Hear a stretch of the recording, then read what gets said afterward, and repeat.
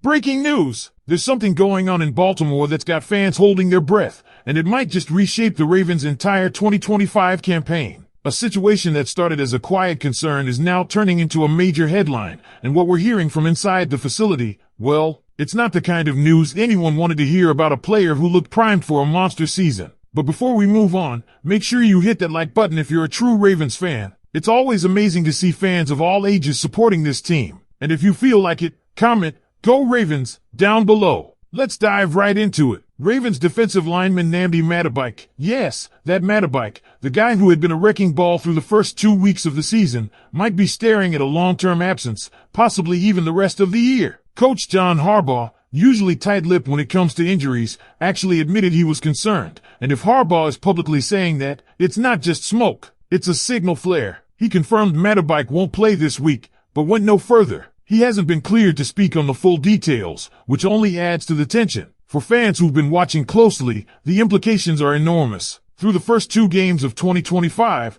Madubuike looked like he was in Defensive Player of the Year form, racking up a sack in both games, 6 tackles, and leading all interior defensive linemen with 9 quarterback pressures. His presence was disruptive, explosive, and essential. Many were already calling him the most dominant force on this defense alongside Kyle Hamilton. And now, he's out indefinitely with a neck injury. And we're not talking about a stinger or a strain. Harbaugh's tone and the timeline strongly suggest something more serious. A herniated disc or pinched nerve is now the best guess based on what we know, and that could mean missing weeks or even months. Some fear he could be done for the season. This injury couldn't come at a worse time. The Ravens are entering the meat of their schedule, a brutal 15-game stretch without a break after their Week 7 bye. Big-time games against Pittsburgh, twice, Cincinnati, potentially with a returning Joe Burrow, and a cold-weather trip to Lambeau Field in Week 17. The best-case scenario? Madubuike returns after the bye in Week 8. That gives him about 6 weeks of recovery. Worst case? He's shelved until 2026. And let's not forget what happened against Detroit. Without Madubuike, the Ravens' pass rush was non-existent.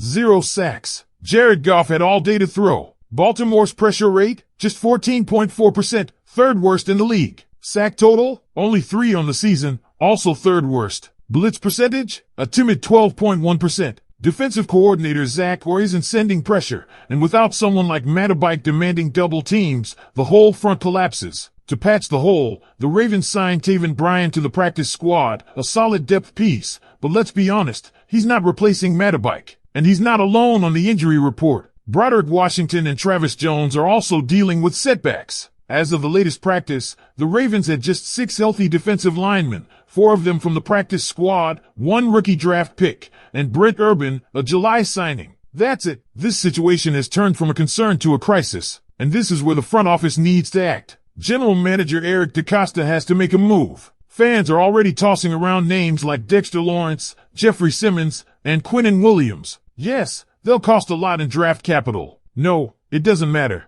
This is your Super Bowl window. You don't wait. You strike. You don't play it safe when your defense is unraveling at the line of scrimmage. You do what it takes to keep this team competitive. And remember, Madubuike wasn't just another lineman. After a drop-off in 2024, where his production slipped due to consistent double teams, 2025 was his comeback tour. Fewer sacks, fewer pressures last year. That made what we saw in weeks 1 and 2 even more impressive. He looked fully back, maybe even better than his 2023 self. His pressure rate was up, his impact undeniable, and the defense fed off of him. Now the Ravens have to figure out how to stop bleeding without their cornerstone on the interior. And not just for one game, possibly for the rest of the season. Because here's the reality, the Ravens cannot afford to sit on their hands. This isn't a next man up situation anymore. It's not just about grit or plugging a hole with raw depth. This is about replacing one of the most disruptive forces in the NFL. You don't do that by promoting practice squad bodies and hoping for the best. You do it by being bold, aggressive, and strategic. That's what contenders do. That's what championship teams do. And the Ravens, make no mistake, are a championship caliber team, but not if they don't fix this front. Let's break it down further. The Taven Bryan signing, while a start, is the definition of a low-risk depth move. And that's fine, for now. He's a former first-rounder, but he's bounced around and never lived up to that billing. Maybe he flashes, maybe he doesn't, but you don't bet a playoff run on a guy who's starting his Ravens tenure on the practice squad. Same goes for Josh Tupou, John Jenkins, and CJ, decent pieces, not game wreckers. And let's not sugarcoat it, relying on rookies like Anyas Peels or a July addition like Brent Urban, that's survival mode. That's not how you win in January. What about a trade? Let's revisit those names mentioned: Dexter Lawrence, Jeffrey Simmons, Quinnen Williams. Yes, all three are game-changing talents. Yes, the price will be steep, likely a first-rounder and more. But here's why it's worth it. Dexter Lawrence brings elite interior power and is a double-team magnet. He plays with violent hands and dominates in both run and pass defense. He's the kind of guy who makes life easier for everyone else around him, especially linebackers like Roquan Smith, who has looked inconsistent without that kind of front-end disruption. Jeffrey Simmons is a tone setter. Physical, mean, relentless. He's exactly the kind of presence the Ravens front is missing right now. He doesn't just win reps, he demoralizes offensive lines. That's the energy this defense desperately needs. And Quinnen Williams? If the Jets are willing to move him, which might not be the case, he's a top 5 talent at the position. Strong hands, elite explosiveness, and still young. You drop a guy like that into this Ravens defense and it changes everything overnight. But perhaps even more importantly than their talent is the message a trade would send, that Baltimore is all in on 2025. That this front office understands how rare it is to have a team this loaded, this close. Lamar Jackson is in his prime. Derrick Henry is here for one reason, to win a ring. Zay Flowers is blossoming. DeAndre Hopkins, Rashad Bateman, and Devontae Walker are all making plays. The offense is humming, but it's the defense, specifically the pass rush, that could keep this team from reaching its full potential. And right now, without Nnamdi Madubuike,